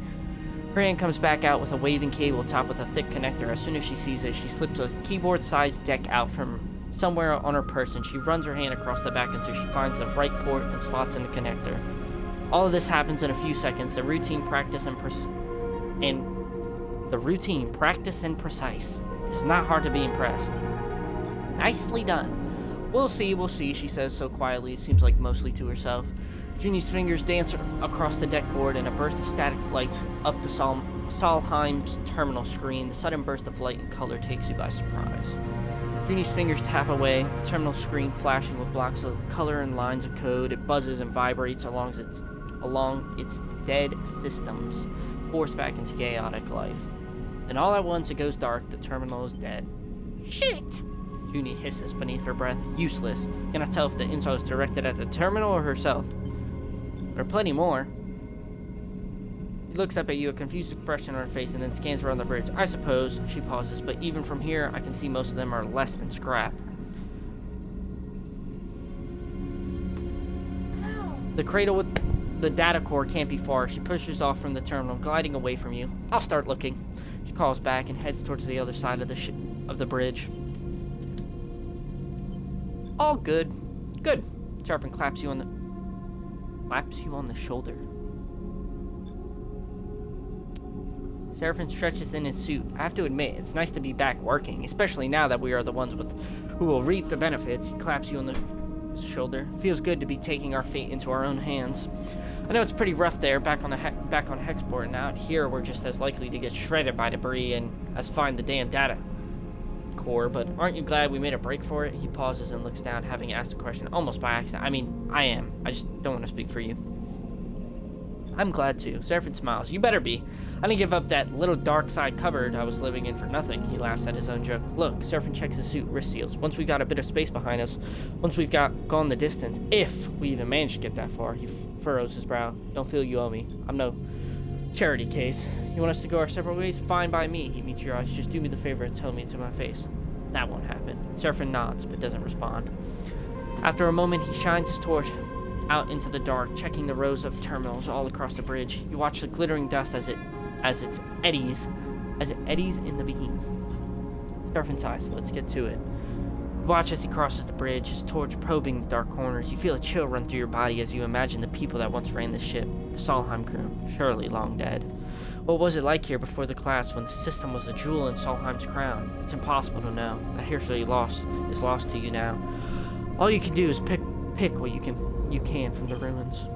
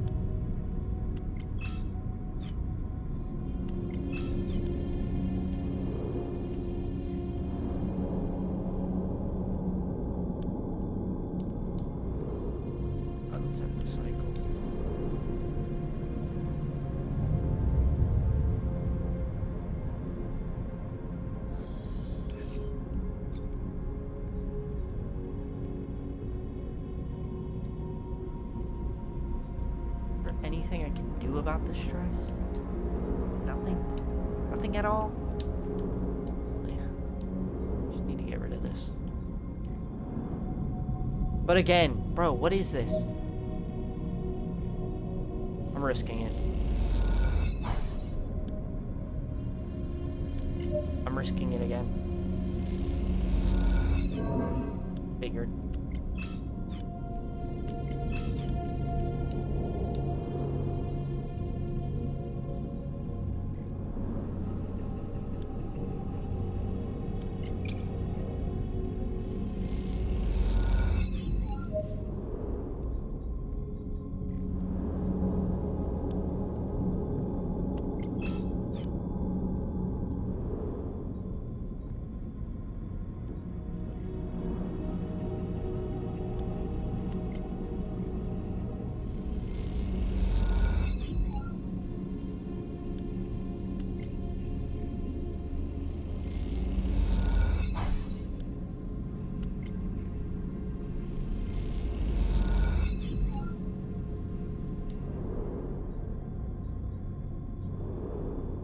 Give me good dice for Seraphim, please, so I can fix this.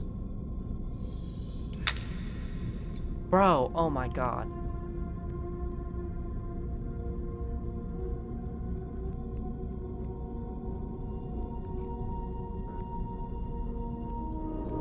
Not good. Like, at all. Probably fucked up here.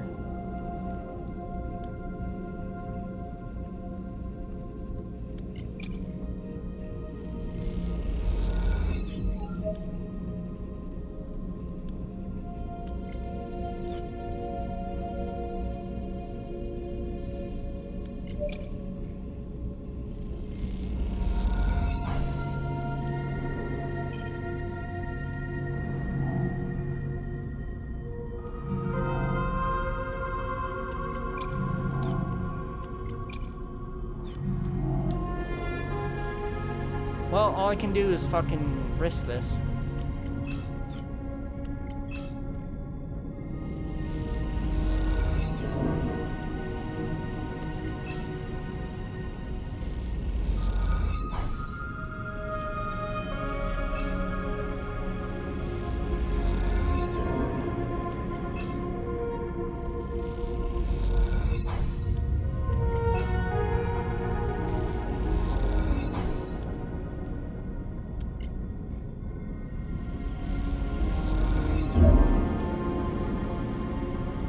There we go.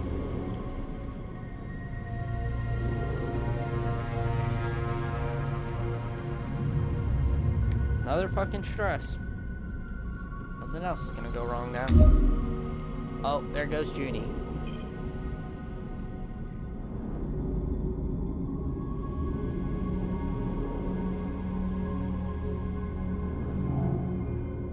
Well, I should be fine.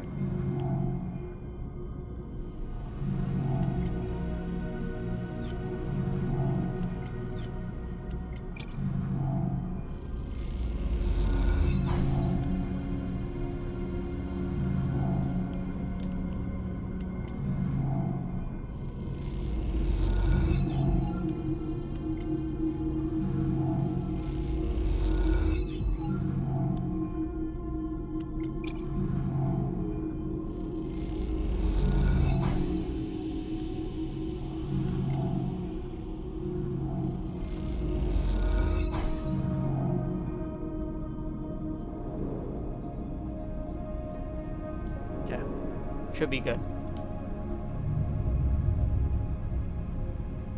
I wanted to get more out of this, but it's okay.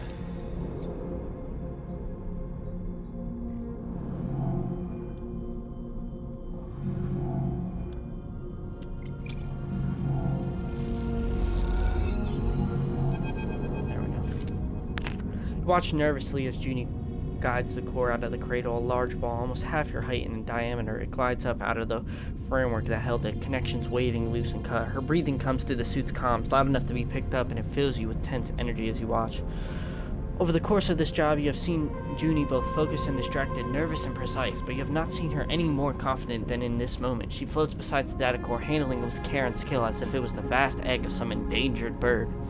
She glances up and sees you watching her, and you notice something unfamiliar in her eyes, something that you have perhaps seen in a passing moment before, only now it is no momentary lapse or change. It is set in place. You see determination. She guides the core a little away from you, with one hand at the same time, comes forward, almost placing herself between you and her prize, and it does seem to be hers in the way she handles it, the possessive way she screens it with her body. We need to talk. The statement comes flat, deadpan, and any nervous tremble gone. Right now. What are you doing? Sleeper, she takes a deep breath. I want to be honest with you, but I need to know you won't take this from me. Junie glances around the cradle, defensively, but Seraphine is already heading back to the ship to prepare the cargo bay for the core storage. You two are alone. Tell me and we'll see. Fine, she folds her arm, but it's staying with me. Karsten doesn't deserve this treasure, Sleeper. Junie glances over her shoulder at the core. Do you know how many of these are left intact? She shakes her head.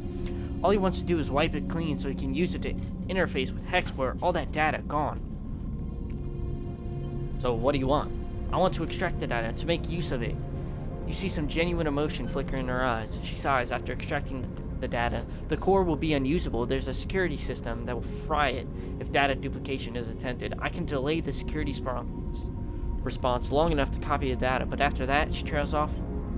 You've done this before? She looks down. Yes. She meets your eye. This is why I came. Look at this place, Sleeper. She gestures to the cradle room, a dark and twisted cavern, a long dead tech. How many of these places are left? How many chances do we have to recover anything this old, this fragile? Like it or not, we live in Solheim's shadow, and their ruins, and yet we know almost nothing. What chance do we have of understanding how we got here and when others like them? Sensat and Conway are descending on this system. What can we learn from this core? I don't know, Sleeper. That is the point. She gestures around herself. We can learn our history and how the system was settled. We can better learn the technology and build our lives on. We could uncover Solheim's crimes and seek to make amends. She looks at you with pleading eyes. We could see beyond survival towards something else. You have never heard Junie speak like this, and you realize what you have taken for nervousness was actually control. This is the person in front of you defending a decaying data core with her life. This is the real Junie. But then you think of Lane, of the price he likely put on your head and Seraphine's heads, and of the felines without leaving Hexport. Almost be possible. Is this even a choice? Explain about the feedlines. Junie listens carefully as you tell her about the deal with Karsten, the feedlines he offered. Both you and Seraphine are on the run. Then I'll help you. Junie doesn't fit. We'll find another way to get those feedlines. Karsten is an idiot. I can hack his security and you can pull them out of there.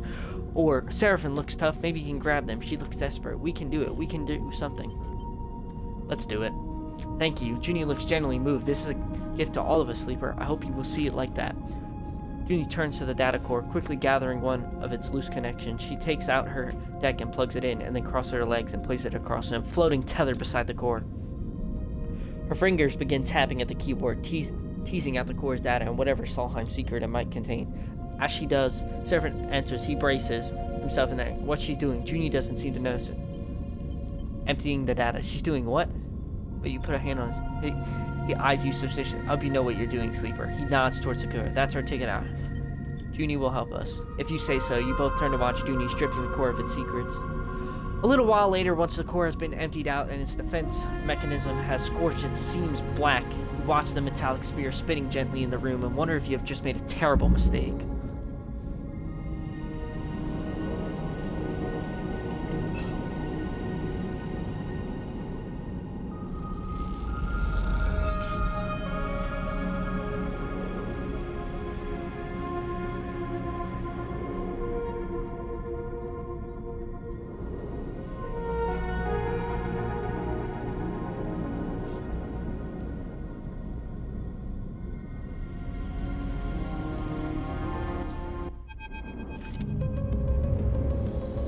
As you arrive into Hexport, Junie speaks up from the back of the cockpit. We are going to have to act fast if we want to take those feed lines. You and Seraphine exchange glances. You are both still getting used to this new Junie.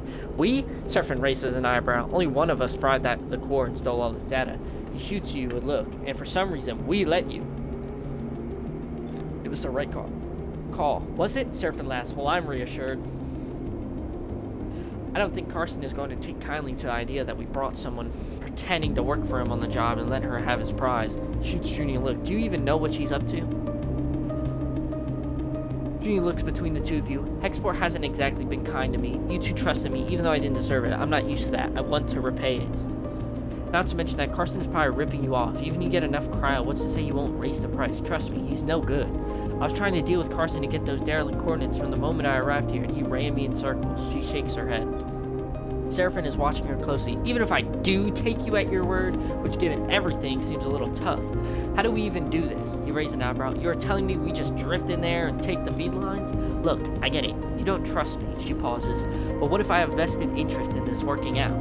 There's nothing left for me here, and I don't much feel like hanging around waiting for Carson to figure out my involvement in all this. I need a safe passage. You need the feed lines to grant it. She allows herself a smile. See where I'm going with this? Seraphin sighs. I don't like it. He pauses. But it makes sense. What do you think, Sleeper? I like it. Alright then, Junie smiles. Let me prepare. I'll head to Factory Row, scope out the place, meet me there, and we can work out a plan. She glances between the two of you. Trust me, we can find a way. We'll keep it simple, clean. Let's get to it. Okay then, Junie smiles. Trust me, this is going to work. I'll go scope out the bay. We need it in Factory Row. We should split up, less likely for Carson to suspect us. Meet me there in a few, and we can finish setting up. Junie unclips from her seat, floating. I want to show you I can be trusted, that we can do this. She looks between the two of you. Believe that, please. And with that, she slips away down the passage towards the airlock and Hexport beyond.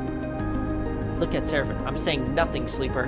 He unclips from his seat too. Either this is the kind of mess you have to go through to get out of the other side, or it's the kind that you never escape. Either way, we are in it now. Leaves the cockpit. You stare at the chaotic lights of Hexport and wonder if anything in the steward belt ever runs smoothly. Damn, we spent a lot of time there.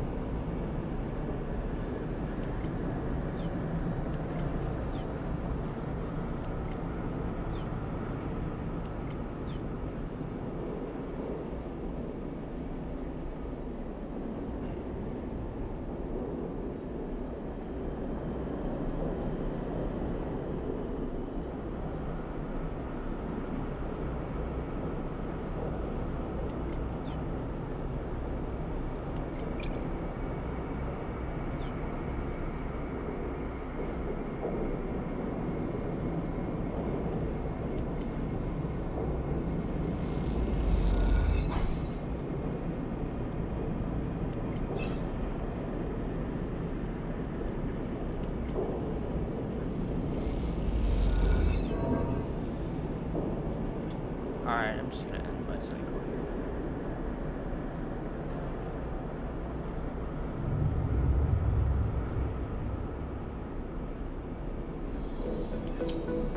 Alright, yep, now we need to hurry.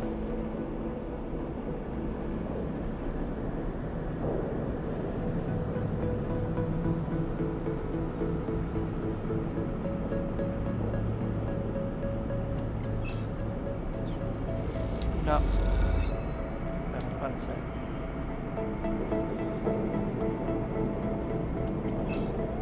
Why does it go down to 4? It's because I don't have anything in it.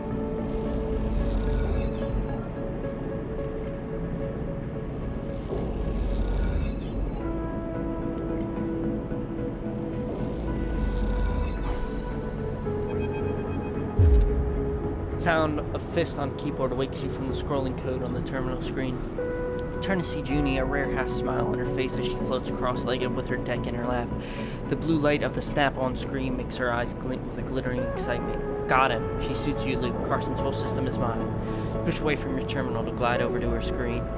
Running the mapping control now. I want to know about every little dusty corner of his network. Nice work.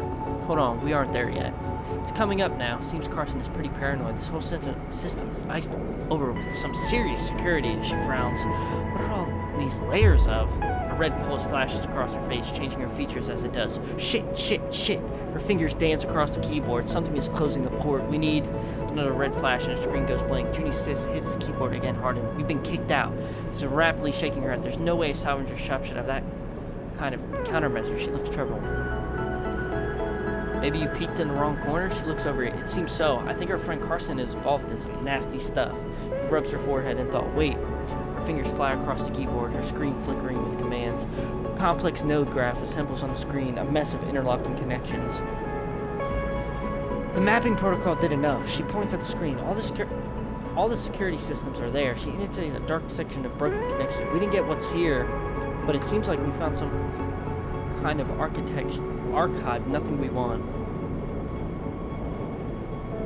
Wonder what's there. Junie shrugs. Some big data trawls. It looks like copies of old drives he found. It could just be a load of data left over from salvage jobs that he thinks is worth something. Smiles. He's a meathead with no eye for data, so it's probably a load of debug logs he thinks are Solheim secrets. Googles at the idea.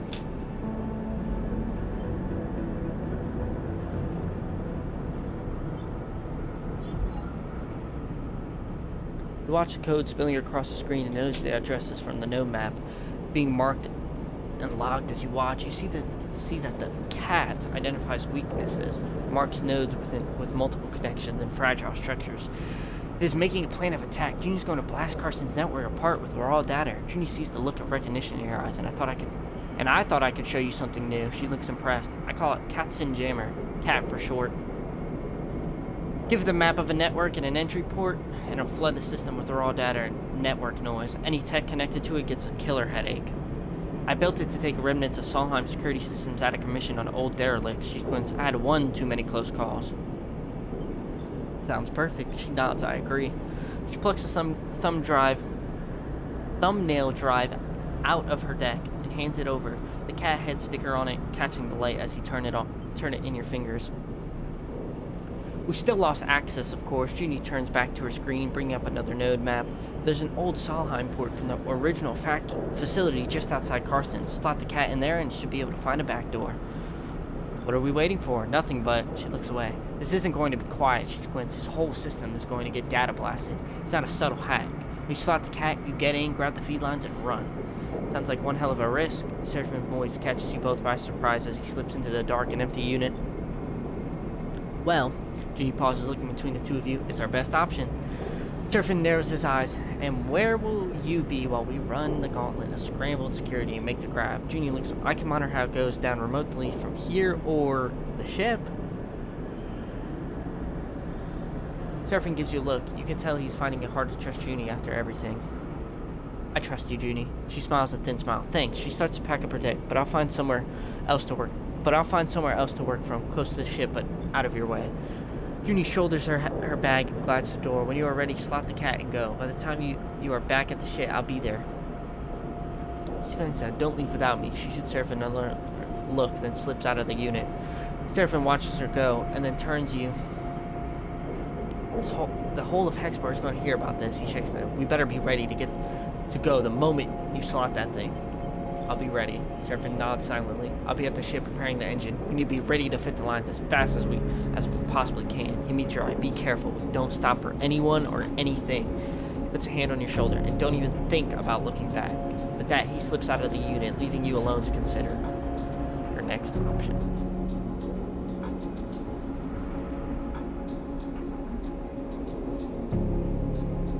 End the cycle one more time.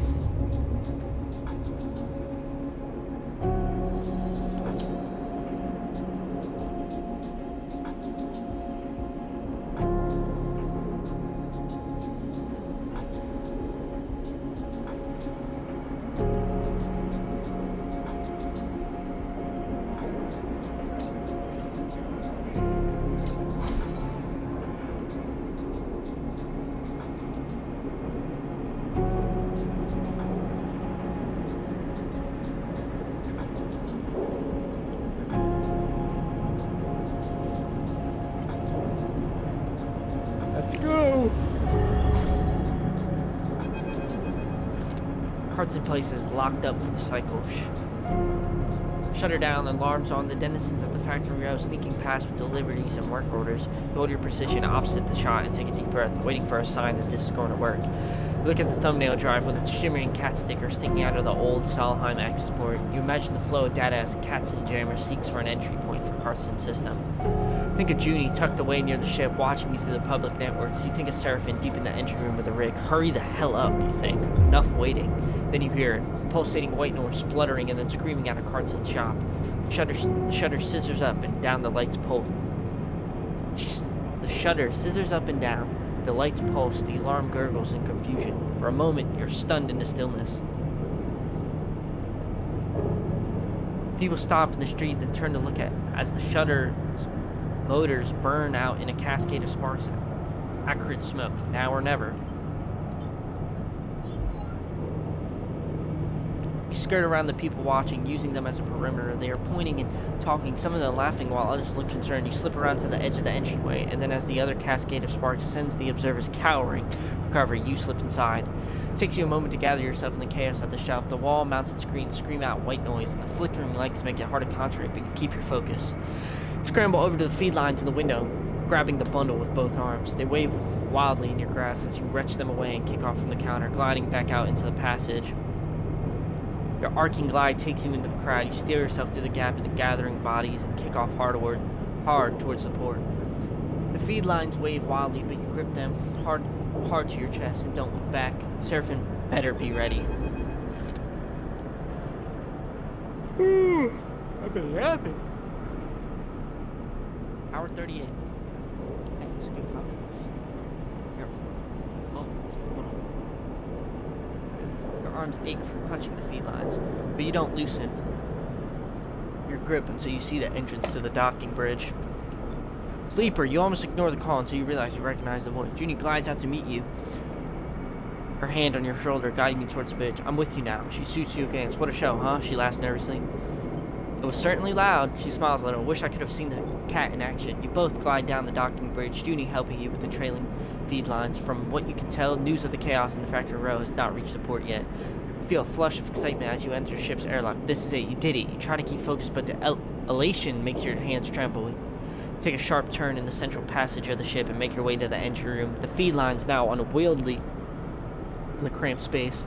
Seraphin is waiting for you, shaking his head. Looks like we're in business. He lets out a sigh. And on the run from two different people now. Grabs the feed lines. I'll take it from here. Oh, wish I had a drink.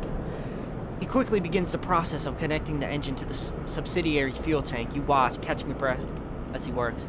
How about you make yourself useful rather than just making me nervous, Seraphin says, without looking up from his work. Go close to airlock and disconnect the bridge. You and Junie glance at each other, both of you now. Seraphin calls out. Two of you turn and make your way up the passage, your nerves settling. You arrive at the airlock and reach for the control panel. Then you see him. Hartston coming up the docking bridge fast.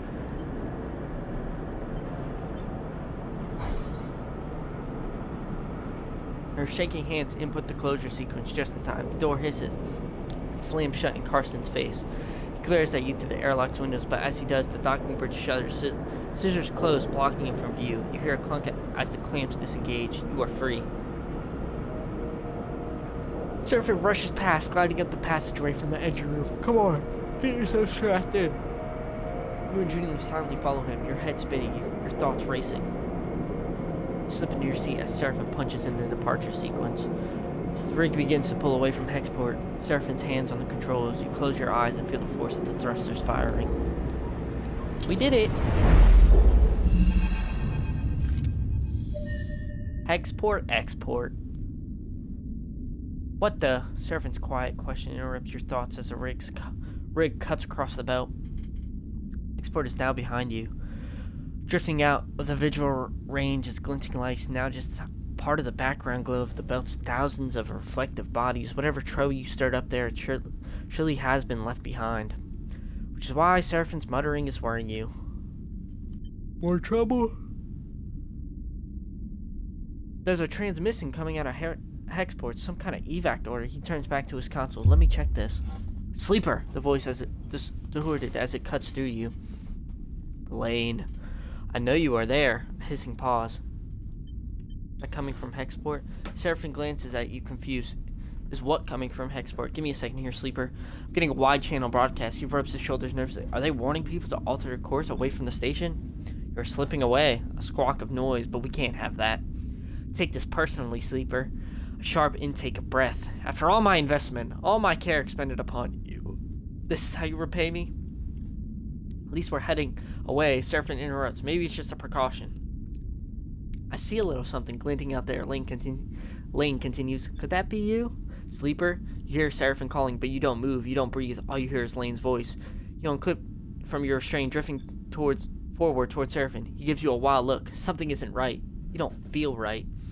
Numbness grows in your body, your fingers flexing without your input. You reach outwards towards Seraphine. No, not you. Something reaches out to Seraphine through you. Attention flickers in his eyes. Fear, a hissing silence, then a rumbling blast. All at once the rig screams, system seizing in electromagnetic paralysis. All at once the rig shifts, carried on some shockwave of light. The pain, then darkness.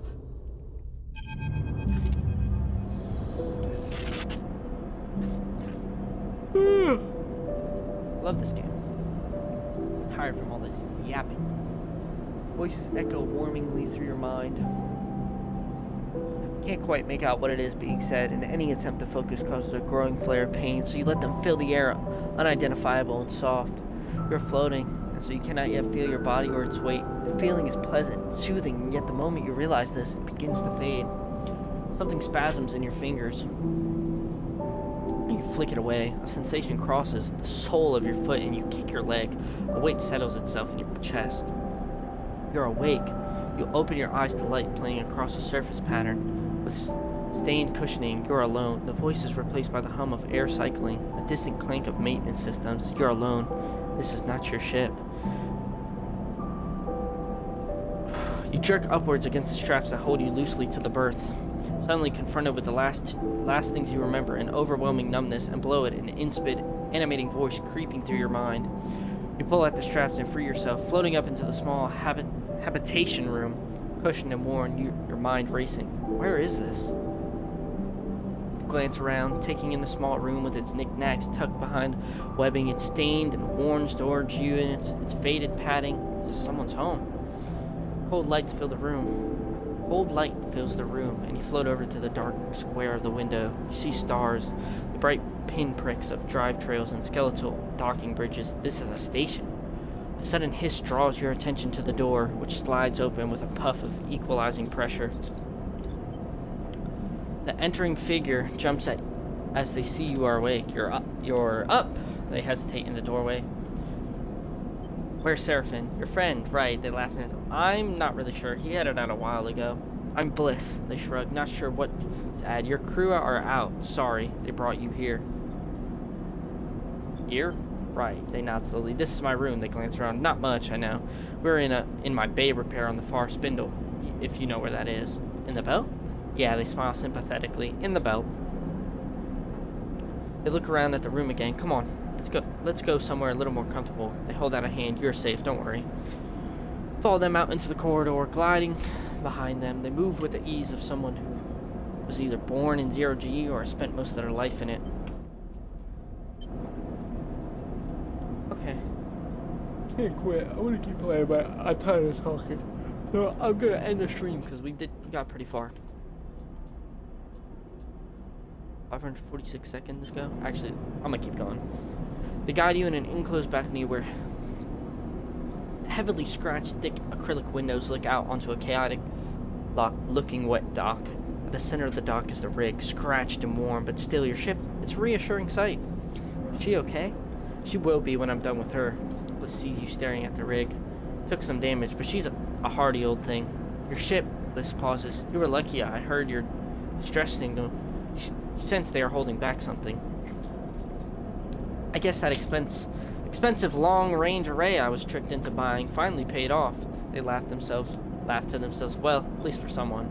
We were out cold when I got there. And have been for all the cycles since. Your friend wasn't in great shape either, but he bounced back fast.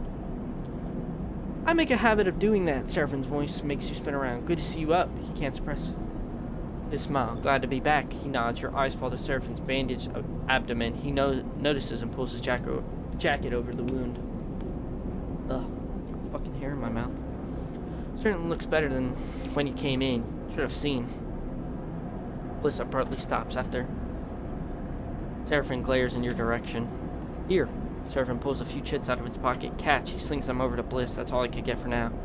Working in your condition? Seraphine sighs. Please. I'm fine. Bliss looks at you apologetically. I know what it looks like, but I'm sorry. I can't work for free. Keeping this place going is bad enough. I get it. Seraphine nods. We're just thankful you towed us in. We aren't freeloaders. Bliss looks between the two of you. I'll let you two catch up. They turn to you. I'm glad you're awake. We were worried. Pat you on the shoulder and glide back down to the corridor. Bliss gone, silence descends on you and Seraphine, both of you unsure what to say.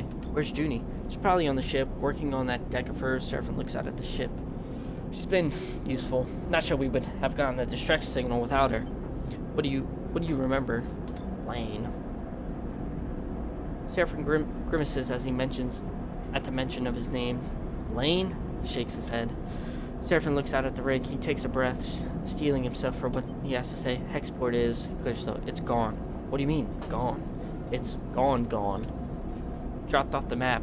No signals, apart from the ones sent from fleeing ships. He frowns. I don't know what happened. No one does. Your mind skips, unable to focus on the information you have just been told. Think of the constant activity of the bends, the rumble of the factory row. Karsten, gone. By the time Bliss reached us, we had drifted out of the range. They couldn't have seen it go up, but I saw a sleeper.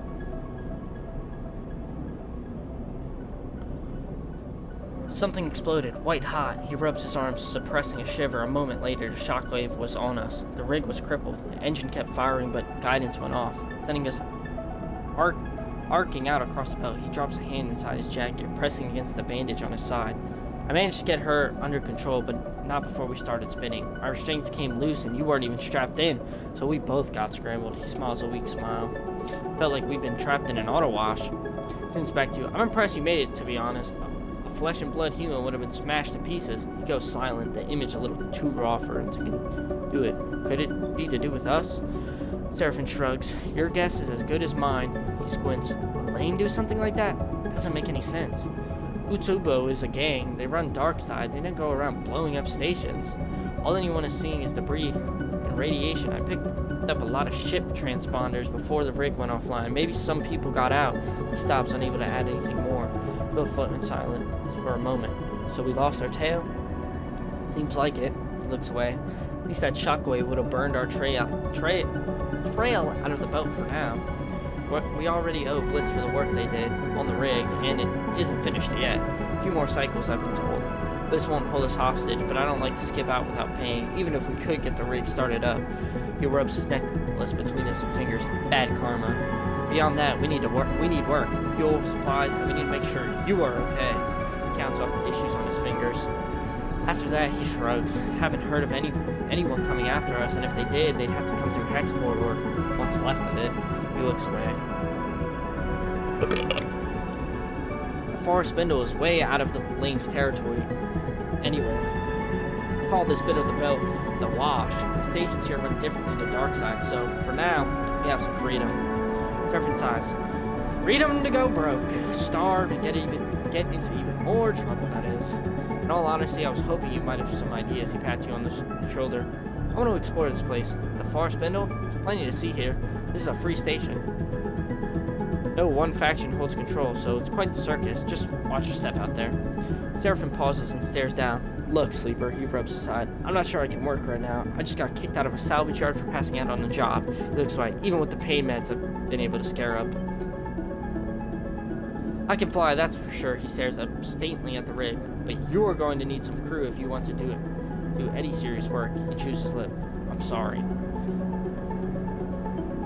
You need to be careful. Seraphine nods. I'm trying. He turns away. I'm going to take a rest on the rig. I'm wiped. He looked at the rig as he leaves. The warmth and softness of your waking moments now feeling like a distant memory.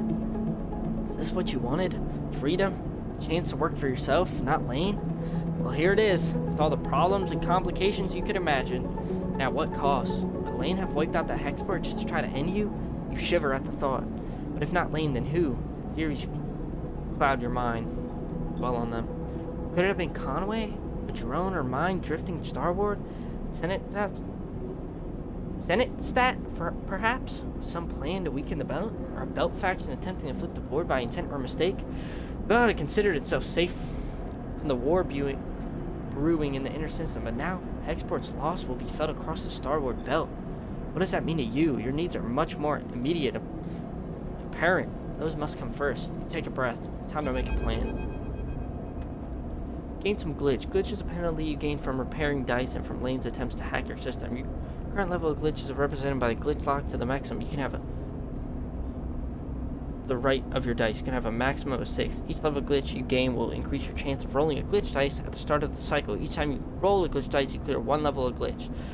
Glitch dice has an 80% chance of a negative outcome when used and a 20% chance of a positive outcome. Okay. God damn it, Junie, why'd you have to pull up? I don't want to keep talking. Find Junie in the airlock, her small collection of things crammed into her bag. I was coming to see you, I promise. She looks nervous. I was waiting for you to wake up, but Servant said you were okay. So. You're going? She looks away. I am. While you were out, she pauses. The concern for you... She pauses. I was digging into the data I pulled from that core, the Solheim one. There's a lot of stuff in here, but it's impossible to read. Either I'm decrypting it wrong, or I don't have the right cipher. Whatever it is, I think it means the data is important. She thinks about, or at least it was the Solheim. I need to find someone to help me pick away at it, to crack it over. She's looking at it. That's why I'm going. We can take you there. No, look. She takes a sharp breath. After what happened with the Raid Bliss saving us, we're all lucky to be alive. She shifts her bag on her shoulder. I think I'm better off alone for now. Oh. Sonny reaches into her bag, producing a handful of chits. Some of the data I sold, just so I could buy myself a ticket to where I need to go. It's not much, but here's your share. She passes you the chits. Thank you. She smiles. You deserve more, she catches herself. I'm sorry. Good luck, sleeper, and tell Seraph goodbye for me. What are you chasing? She freezes, caught off guard by your question. She pauses. I know there's value, true value in that data, sleeper. I know it, and she pauses again, unsure of herself. I have a project to continue, one I won't abandon. Maybe I can tell you about it another time. She smiles weakly, closing up again. Well, she rubs the back of her neck. See you around. Watch her drift away down the docking tunnel and into the far spindle with questions still bouncing around your head. Maybe if your paths cross again, you might be able to get some of them answered. Well, considering we're at a new area, I'm gonna leave it at that.